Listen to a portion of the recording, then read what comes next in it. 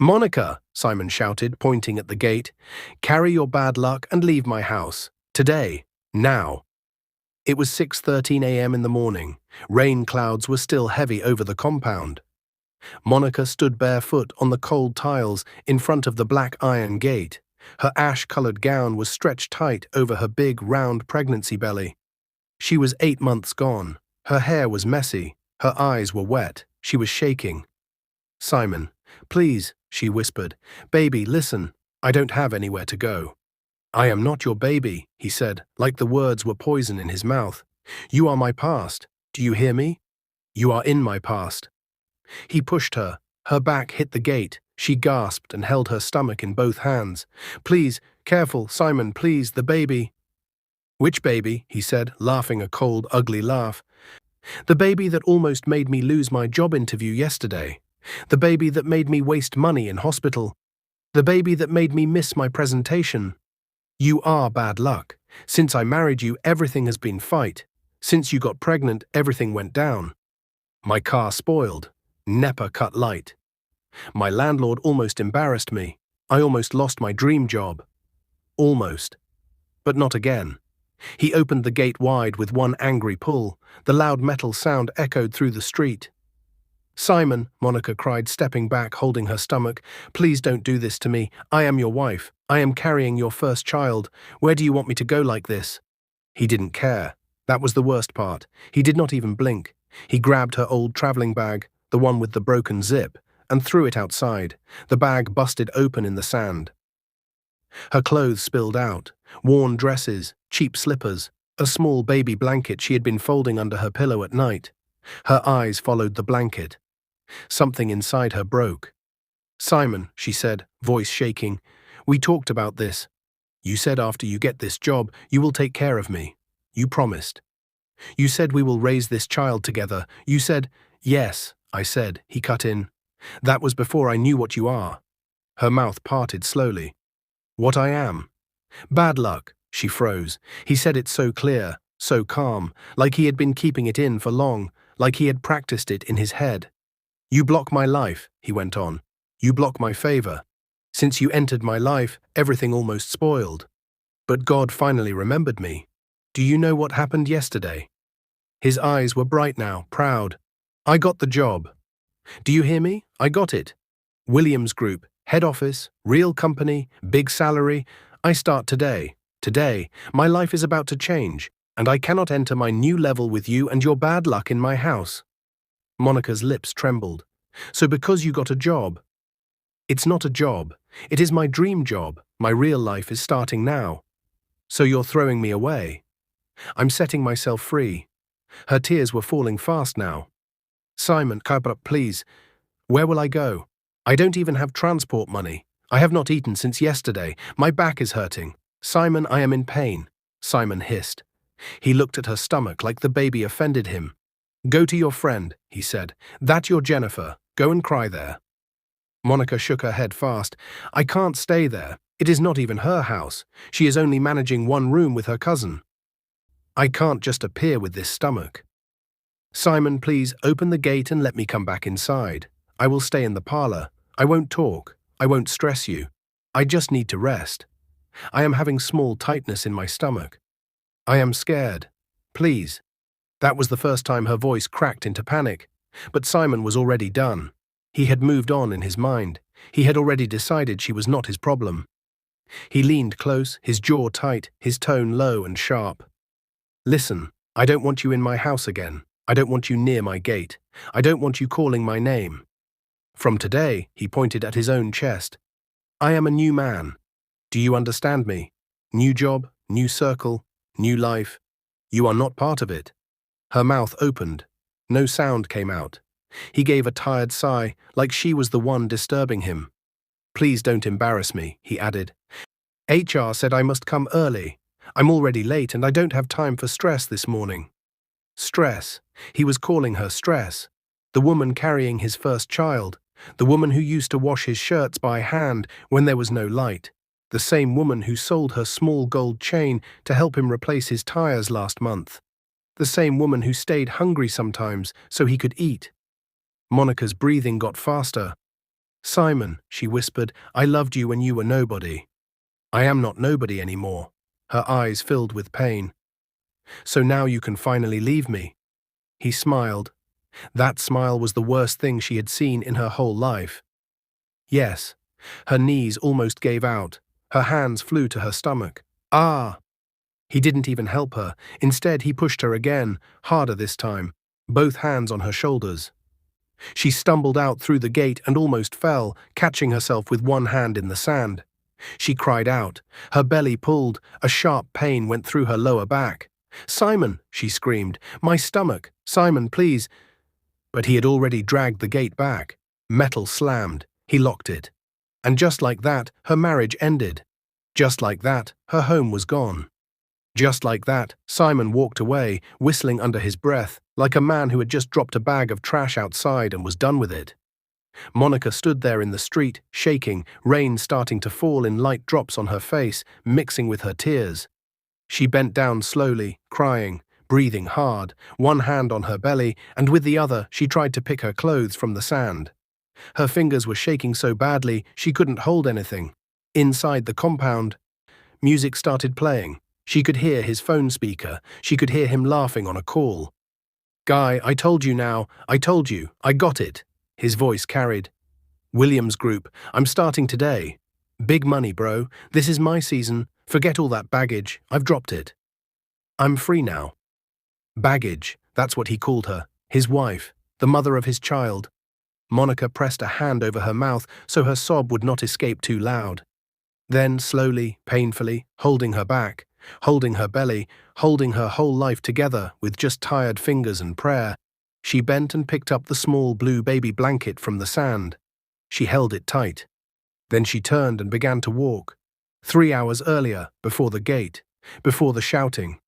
The house was quiet. Monica had not slept all night. Her lower back was on fire. Her feet were swollen. The baby had been kicking too much. Her breath felt tight. She had tried to wake Simon. She had touched his shoulder at 2:47 a.m. Simon, she whispered in the dark. I think something is wrong. I feel sharp pulling in my waist. I'm scared. I think maybe I need to go to the clinic. Simon turned to face her, not with love, with anger. Monica, please, he hissed. Don't start. I have an interview in the morning. This is the biggest interview of my life. Don't start your drama tonight. Please, please, don't spoil this for me. Her heart broke small when he said drama.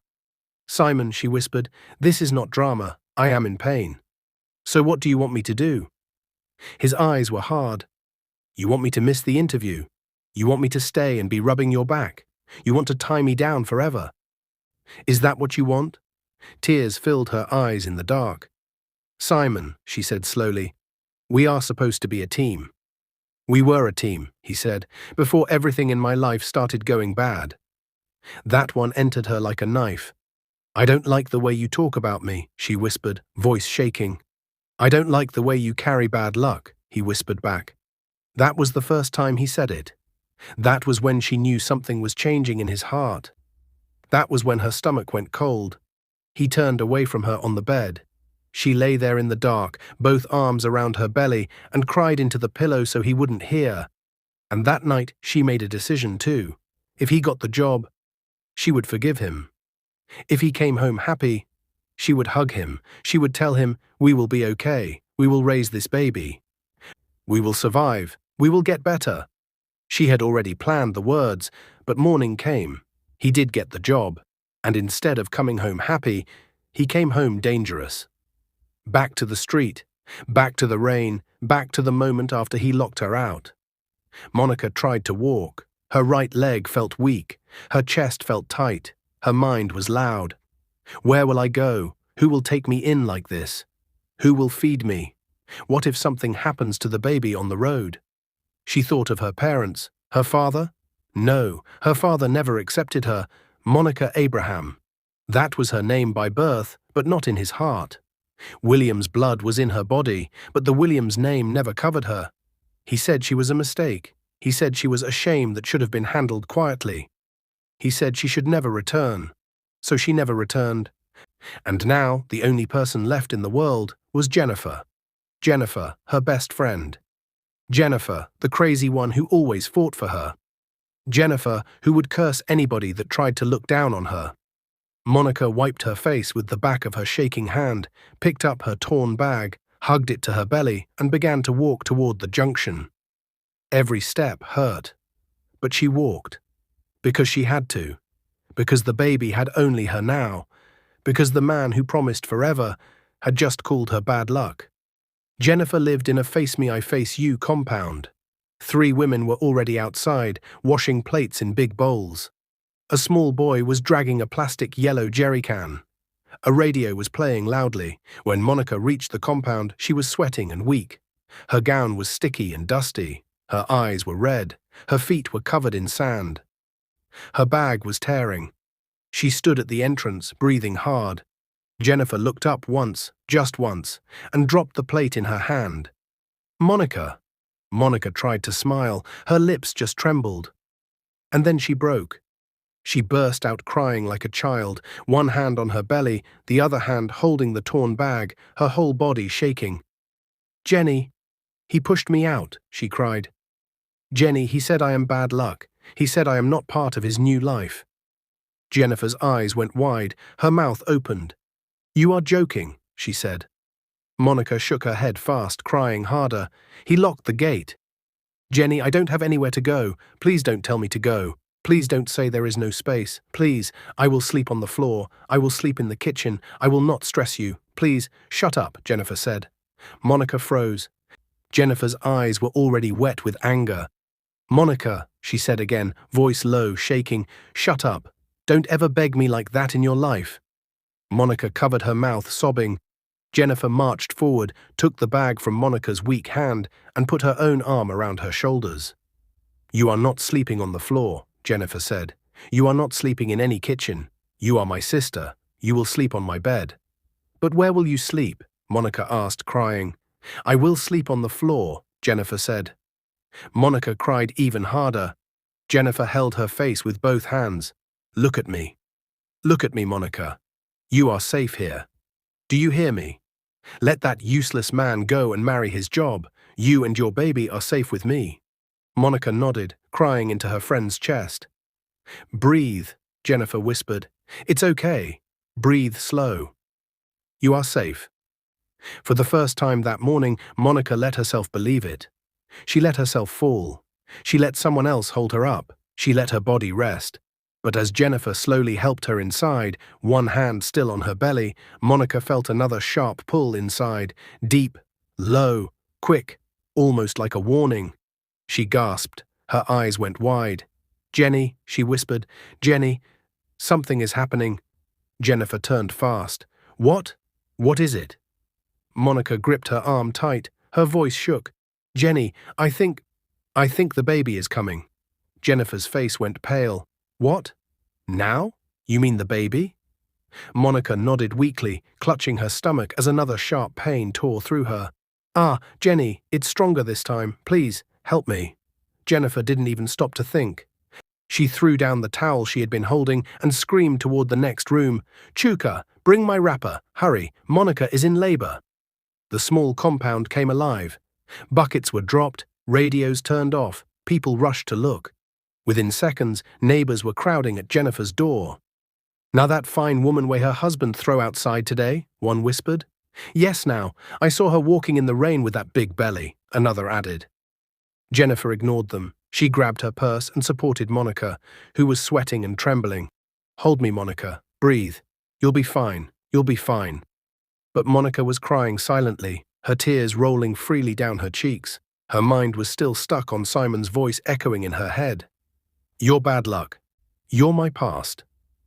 She had repeated those words in her mind so much that she almost forgot to breathe through the contractions.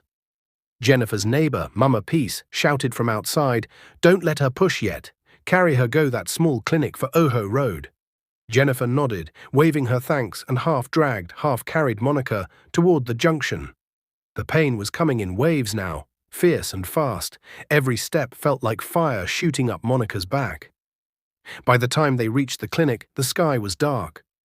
The fluorescent light above the rusty gate flickered weakly. The nurse on duty looked tired, but her eyes widened when she saw Monica's condition. "She's crowning already," the nurse shouted, pulling them inside. Jennifer stood frozen as they wheeled Monica into a small, cold room. The smell of disinfectant filled the air. The nurse's voice rose again. "Madam, don't push yet. Breathe. Breathe for your baby." Monica gripped the sides of the metal bed, crying out. Her mind flashed through everything. Simon's face when he said she was baggage, her father's rejection, the dusty road, the baby blanket. "God," she whispered, voice breaking, "please don't let this child suffer for my pain." Her whole body trembled as another wave came, and then she screamed, one deep tearing cry that echoed through the small clinic. Outside, Jennifer held her head in both hands and prayed.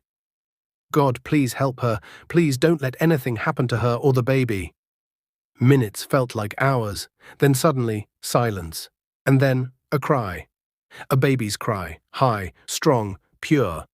Jennifer rushed in, just as the nurse smiled and said, "Congratulations, madam." "It's a boy." Monica's eyes fluttered open weakly, her lips curved into a tired smile. "A boy," she whispered. "My baby." Jennifer touched her hand. "You did it, Monica. You did it."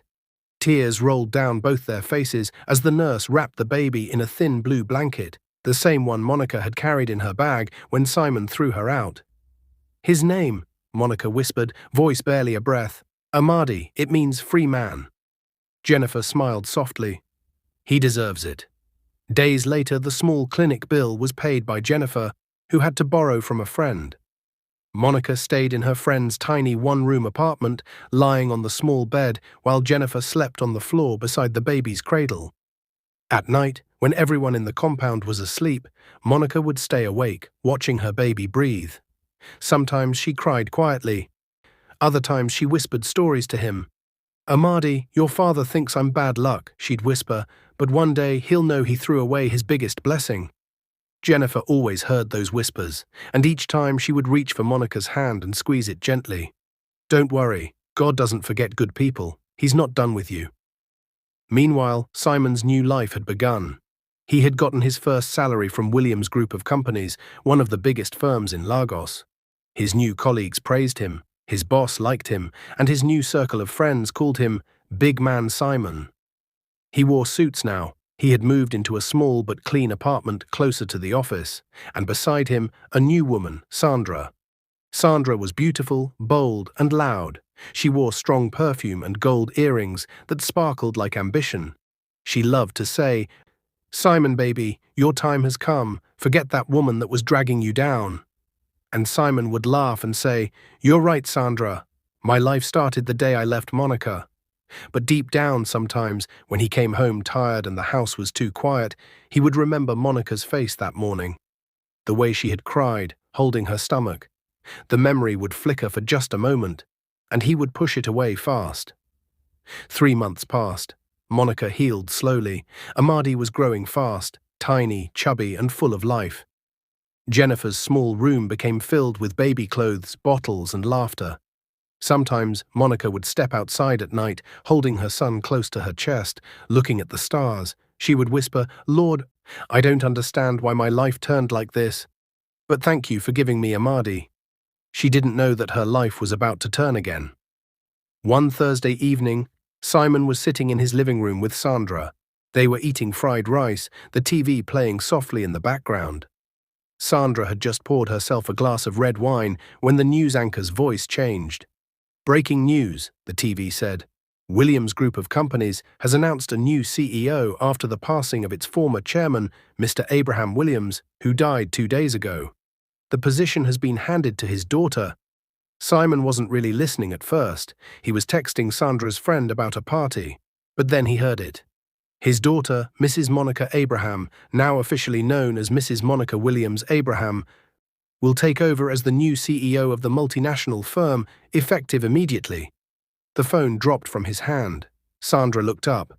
"Babe, what is it?" Simon's heart was pounding so hard he could hear it. His mouth went dry. The TV screen showed a photograph.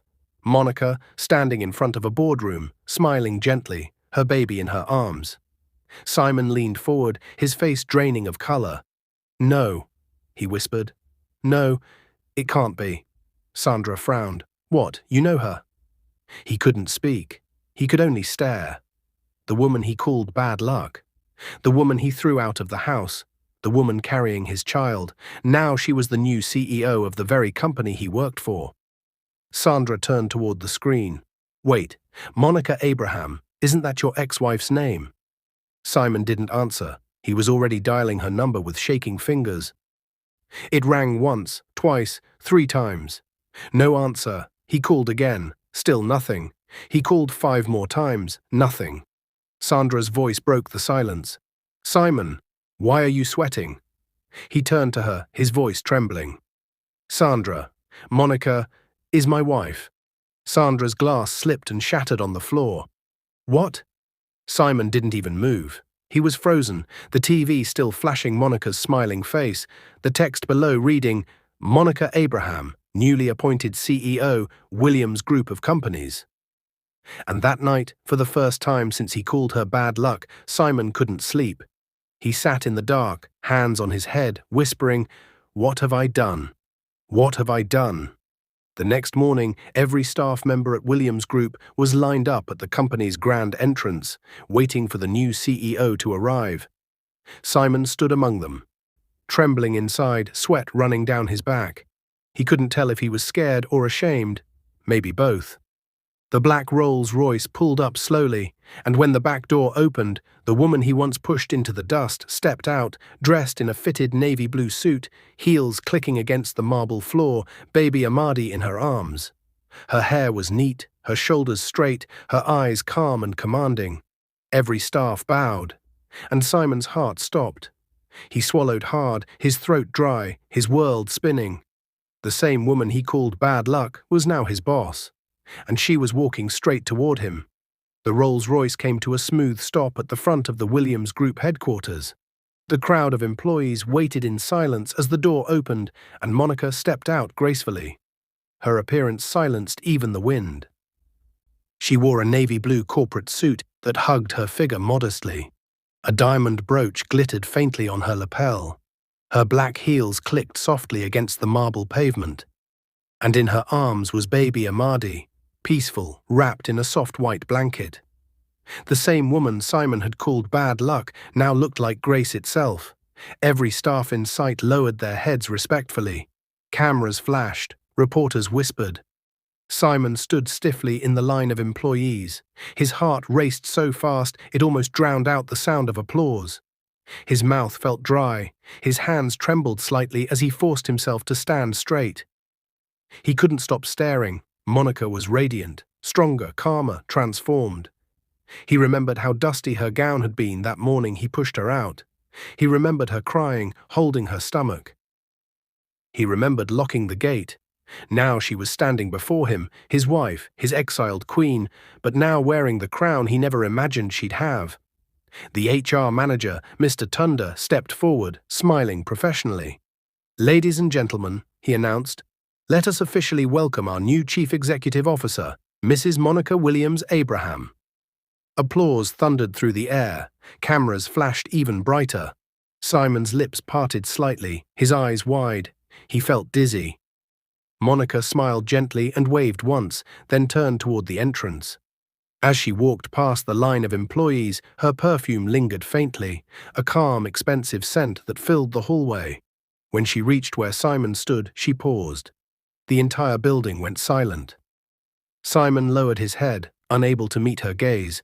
His chest was heavy. His throat locked tight. For a brief moment, Monica just looked at him.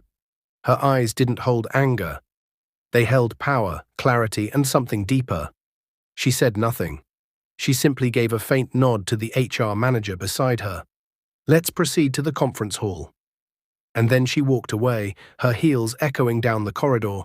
Simon's breath came in short bursts. His eyes burned. His knees felt weak, like they could give way at any moment. He realized it fully now. He had thrown away a diamond while chasing glitter. Inside the grand boardroom, all executives were seated. The walls were glass, offering a wide view of the Lagos skyline. The Williams Group logo gleamed on a silver plaque above the head chair. Monica sat in that chair now, calm, elegant, unshaken. A young secretary handed her the microphone. She stood, smiled softly at the crowd, and began to speak. "Good morning, everyone. I know this moment feels sudden," she said, her voice steady, confident. "But life teaches us something every day. That destiny may delay, but it never forgets its direction." The employees listened in silence. Some nodded, others whispered. She continued. "My late father, Mr. Abraham Williams, built this company with discipline and vision. He believed that loyalty, not titles, makes an empire last.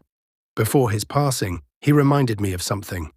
That true strength is not in revenge, but in rising above pain." Simon's eyes filled with tears as her voice echoed through the room. He knew those words were about him. Every syllable was a reminder of what he had done. Monica's tone softened slightly. "I thank each of you for keeping this company strong during his illness. I look forward to building a future together with all of you. A future rooted in respect, integrity, and kindness." She paused, her eyes slowly scanning the room, and landed on Simon, who was standing quietly among the lower staff by the door. Their eyes met for the first time in months. Simon felt his throat tighten. His lips quivered. Then Monica turned back to the microphone. "Finally," she said, "to those who once doubted their worth, never forget, sometimes being broken is the first step to becoming whole." The room erupted in applause. Simon couldn't hold back his tears anymore. He turned slightly, hiding his face, wiping his eyes quickly. For the first time in his adult life, he felt smaller than words could describe. After the meeting, Simon waited by the hallway, trembling slightly.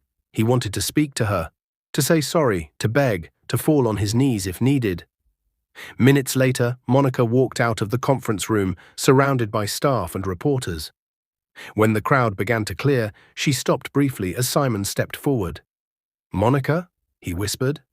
Her body froze for a second, then she turned to face him. He saw his reflection in her eyes, broken, desperate, ashamed. "Please," he began, his voice cracking. I don't know what came over me. I was a fool. I was blind. I called you names. I pushed you away when you needed me the most. Please, forgive me. I'll do anything to make it right." Her gaze was calm, not angry, not cruel, just calm and distant. She studied his face for a few long seconds. Then she spoke softly, almost kindly. "Simon, I don't hold anything against you." He blinked, surprised. "You don't?" "No," she said, shaking her head. "You gave me pain, yes. But that pain pushed me toward my purpose. It taught me how strong I could be. So no, I don't hate you." A single tear slid down Simon's cheek. Then, "Can we at least start again? Maybe be a family?" Monica smiled faintly, a sad smile. "Simon, this is not a movie. Some stories don't go back. They move forward." He tried to speak again, but she raised a hand gently. "Don't say anything more. Your skills are useful to this company. You'll remain here, but under me. You'll work hard, and every day you'll remember that actions have consequences." Her voice remained calm but sharp, like glass polished smooth, but still able to cut. Then she added quietly, "You will not be fired. I want you to keep your job. Because sometimes the hardest punishment is not losing. It's living every day with the weight of what you lost." Simon's knees weakened. He fell slightly, catching himself. His voice broke. "Monica, please." But she had already turned away. Her secretary came forward, holding baby Amadi. Monica took the baby gently, kissed his forehead, and walked past Simon without another word. Her perfume brushed past him, that calm, expensive scent, and for the first time he felt the true meaning of emptiness. Days turned into weeks. Simon still worked in the same building, but every day felt like punishment. Each morning, he would see Monica's car pull into the company compound. Staff would rush to open doors for her. Her name echoed through the hallways. "Mrs. Williams Abraham wants the quarterly report by noon." He would see her pass by occasionally, professional, focused, respected. And every time his chest burned with regret. Sandra, his mistress, had stopped visiting. She complained about his constant sadness and later disappeared completely, taking most of his savings with her. Simon came home one evening to find his wardrobe empty, only his old, torn bag on the floor. It was the same bag he had thrown Monica's clothes into the day he kicked her out. He sat on the edge of the bed staring at it, and for the first time he whispered the truth out loud. I threw away my blessing. One Friday afternoon, as he was about to leave the office, he saw Monica at the elevator holding Amadi. The baby was smiling, that pure, innocent smile that seemed to light up even the glass walls. Simon froze, watching quietly. Monica noticed him but said nothing. As the elevator doors began to close, the baby looked at Simon and giggled softly, waving his tiny hand. Simon smiled through his tears. That was his son. The doors closed, and Simon stood there in the empty hallway, whispering, I failed you, my boy. But I'll be better. I promise. He didn't know how, but he knew this was only the beginning of his redemption. The months that followed were quiet for Simon, but painfully so. Every day he came to work, wearing the same worn-out suit and the same expression, one that told the story of a man whose pride had destroyed everything. He worked hard, harder than he ever had before, but not for promotion or praise. He worked because guilt pushed him. He worked because it was the only way to silence his thoughts. Every morning, when Monica arrived at the company in her black Rolls-Royce, employees would rush to greet her. Good morning, Ma. Welcome, Mrs. Williams Abraham. Simon always stood aside, pretending to be busy with a file. He couldn't look her in the eyes anymore. Sometimes, when he passed her office door, he could hear her calm voice in meetings, sharp, intelligent, commanding respect. He would stop briefly outside the glass wall just to listen. And each time he thought the same thing. That should have been our life together. But fate wasn't done teaching Simon lessons. One Monday morning, the company cafeteria was buzzing with whispers. Sandra, the woman he had left Monica for, had been caught in a scandal involving one of Simon's superiors. She had taken large sums of money and vanished. Simon sat quietly at a corner table, stirring his tea without drinking it. He could feel people looking at him, whispering behind his back. That's the same Simon who used to brag, someone muttered. The one who called his wife Badluck, another added. Now look at him, she's his boss. He heard every word, and every word cut deep. He got up silently and walked out of the cafeteria.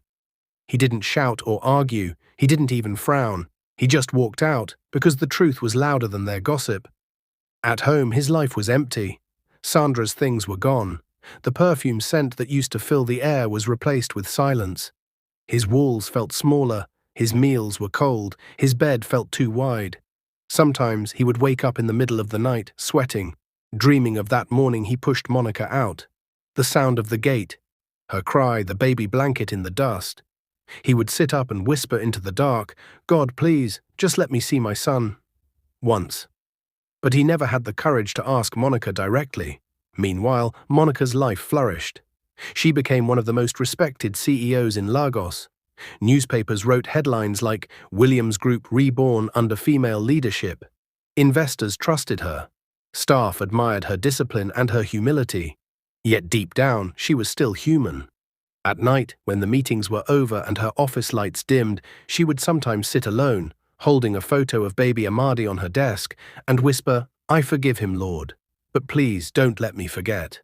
Because forgetting would mean repeating the same mistake again. One evening, after everyone had left the office, Simon was still at his desk, working late. His computer light glowed dimly on his tired face, then he heard a soft voice behind him. Still working? He turned quickly. It was Monica. She stood by the door, holding a file, her heels barely making a sound. He stood up fast, nervous. Good evening, Ma. She smiled faintly. You can call me Monica when it's just us. He froze, unsure if that was a test or mercy. She looked around the office. You've been staying late lately. He nodded, staring at his desk, trying to be useful. Her eyes softened slightly. You've done well on the new accounts. The board noticed. He looked up, surprised. They did. Yes, she said. You're talented, Simon. You just lost your way for a while. The silence that followed was heavy but not hostile. It was the kind of silence that happens when two people have too many words but no strength to say them. Finally, Simon spoke. His voice was low and tired. "Monica, sometimes I wish I could go back and undo everything. I wish I could take that morning and rewrite it. I thought success meant freedom. I thought you were holding me back. But I see now, I was the one holding myself back." She looked at him, really looked at him, for the first time in a long time. "Life has a way of showing us the truth," she said quietly, "but the truth always costs something."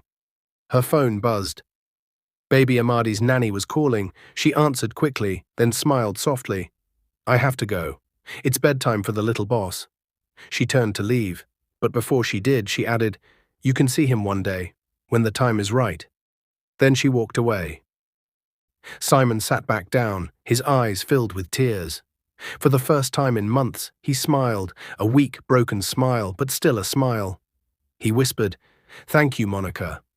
10 years later, the Williams Group had grown even larger. New branches, new employees, new buildings. And among the staff that day was a tall, bright-eyed 10-year-old boy holding his mother's hand, Amadi. He was visiting the company with his school's career club. Simon, now older and humbler, stood at the reception desk, organizing documents. His hair had started to grey slightly, and his eyes carried years of quiet regret. When he looked up, his heart almost stopped. Monica was walking toward him with Amadi by her side. The boy looked curious, scanning the large office. "Mommy," he said softly, "is this where you work?" "Yes, my love," she smiled. "This is where everything changed." Amadi nodded, then turned toward Simon. "Good afternoon, sir." Simon's heart twisted at the sound of that voice, polite, pure, and warm. He smiled faintly. "Good afternoon, young man." Monica's eyes met Simon's briefly. There was peace there now, not pain. "Amadi," she said gently, "this man works here. He's very good at what he does." Amadi smiled brightly. "That's nice, sir. Maybe one day I can work here too." Simon's throat tightened. "I think you'll do even better." Amadi grinned. "Mommy says I'm smart like Grandpa." Monica laughed lightly. "Yes, you are." They began to walk away, but before entering the elevator, Amadi turned around and waved. "Bye, sir." Simon waved back, his eyes wet. "Bye, son," he whispered, though the boy didn't hear. That night, Simon sat alone in his room. The city lights outside his window glowed softly. He held a small photo, the one a colleague had taken earlier that day, showing Monica and Amadi walking through the company hallway. He touched the image gently, whispering, "I failed you both, but seeing you happy is enough for me." He leaned back on the chair, closed his eyes, and let the tears come freely. He wasn't rich anymore. He wasn't admired. But for the first time in his life, he was honest with himself. And honesty, he realized, was the beginning of peace. Weeks later, Monica called a staff meeting. Simon was among those sitting at the back, quietly taking notes. When she finished speaking, she looked toward him again. "Mr. Simon," she said, "your report on the finance restructuring was excellent. I've decided to assign you to work directly with the audit team, closer to the executive wing." The room murmured quietly. That was a promotion. Simon's heart raced. He stood and nodded humbly. "Thank you, Ma." She smiled faintly. "You earned it." And as she turned to leave, her assistant whispered something in her ear. Monica paused briefly and said softly, "By the way, Amadi's birthday is next week. You can come if you wish." Then she left the room. Simon's chest tightened. His eyes filled instantly. He sat down slowly, covering his mouth as his shoulders began to shake. For him, that small invitation meant everything. The day of the birthday came. The hall was filled with children, laughter, and music. Simon stood quietly by the door, watching as Monica helped Amadi cut his cake.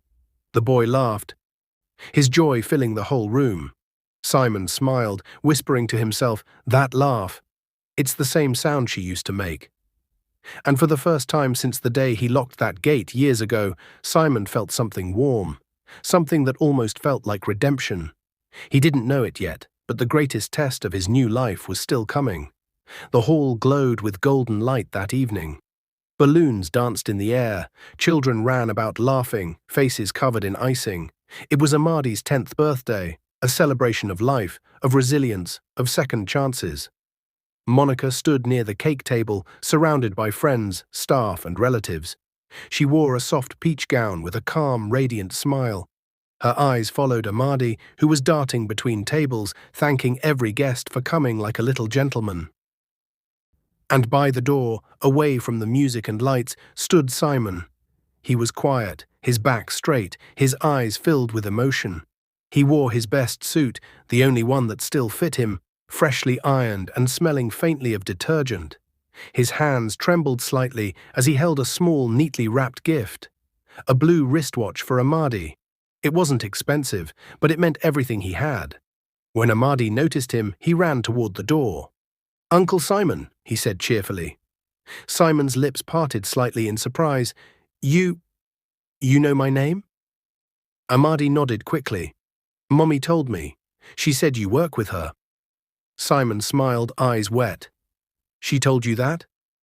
"Yes," the boy said. "She said you helped her company become strong again." Simon blinked fast, swallowing hard. "Did she?" Amadi nodded proudly. "And she said you're one of the best people she's ever worked with." That was the moment Simon couldn't hold his tears anymore.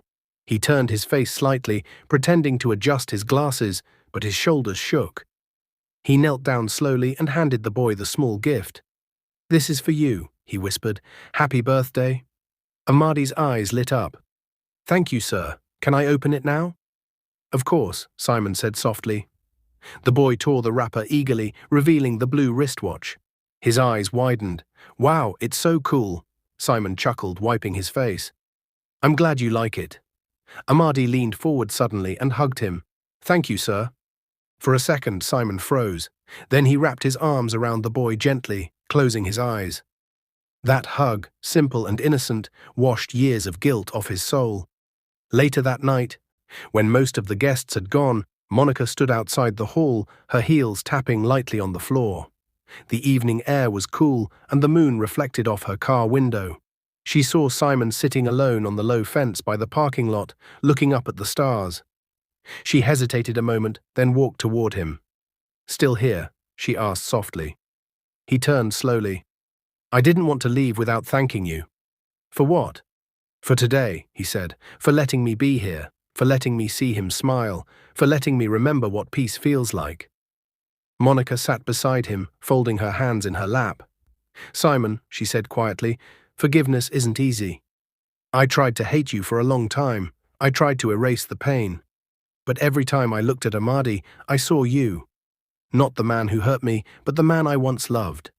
He lowered his head, tears glistening in his eyes. "You have every right to hate me."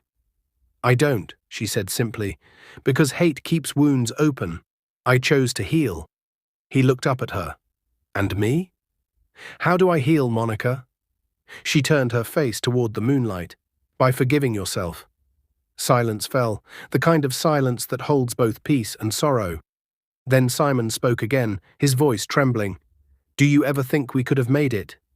If I hadn't—" She stopped him gently. "Don't finish that sentence. We can't change the past, but we can make sure Amadi learns from it." He nodded slowly. "He will. He's already better than both of us." Monica smiled faintly. "Yes, he is."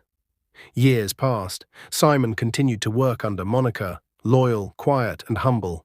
He never asked for favors. He never crossed boundaries. He just worked, faithfully and respectfully. Monica, on her part, treated him with professionalism. She gave him opportunities to grow. She even promoted him to senior auditor, trusting him with sensitive projects. Together, they built the company stronger than ever. But time moved on. And time, as always, had one more lesson to teach. One evening, 10 years later, a company event was held in Abuja. Monica, now in her 40s, was addressing a crowd of entrepreneurs. Her speech was about resilience, about rising after betrayal, about finding strength through pain. Simon sat at the back of the hall, proud, older, grayer, his eyes fixed on her. When the event ended, he waited outside quietly as the crowd dispersed. Monica walked out, surrounded by cameras and journalists, But as she passed, she noticed Simon leaning on the wall.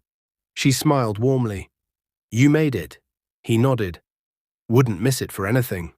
Then he coughed slightly, a deep, raspy cough that didn't stop easily. "Are you okay?" she asked, concerned. "I'm fine," he said with a small smile. "Just old bones arguing with me." She chuckled softly. "You're not old, Simon. You just work too hard." He looked at her with soft, tired eyes. "I worked hard because I wanted to make it right. Even if I couldn't fix the past, I wanted you to see that I learned." Her expression softened. "I saw it, Simon. Long ago." He exhaled slowly. "Then I can rest." She frowned slightly. "What do you mean?" He smiled faintly. "Nothing serious. Just peace. Real peace." Monica felt a strange chill. "Simon," but he interrupted gently. "Take care of him, Monica, and tell Amadi. I'm proud of him." She froze. "Why would I need to—" He smiled one last time, a smile filled with quiet relief, and whispered, "I'm sorry for everything." And before she could move, his body slumped forward. Her heart stopped. "Simon," she screamed, "somebody help, please."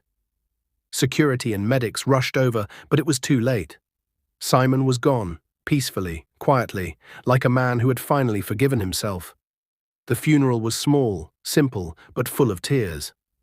Monica stood beside Amadi, now a young man in his 20s, strong and calm like his mother.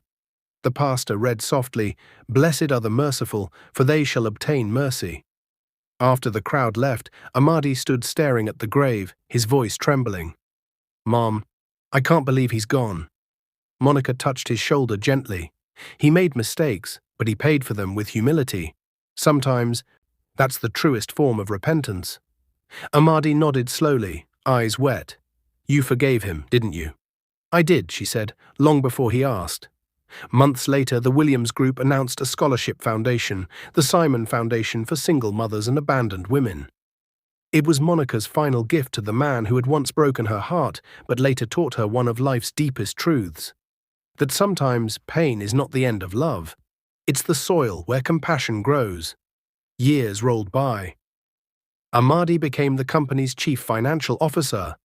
During his graduation speech at the University of Lagos, he stood before a cheering crowd and said, "I want to thank my mother, who showed me what strength looks like.